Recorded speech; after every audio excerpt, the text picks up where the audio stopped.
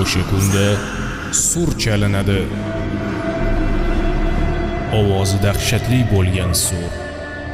Farishta Isrofil puflaydigan sur. Uning ilk ovozidan, undan chiqadigan ilk kuchli tebranish zarbidan hamma tirik mavjudotlar behush holda yiqilurlar. Illo Alloh xohlaganlari mustasno.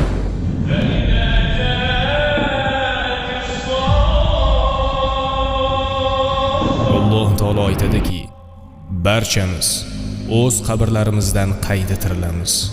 Payg'ambarimiz Muhammad sallallohu alayhi va sallam esa bizga buning qanday sodir bo'lishini batafsil xabarni berdilar. U zot aytdilarki, Alloh taolo yerni avval boshda qanday yaratgan bo'lsa, o'sha kunda birgina kalimasi ila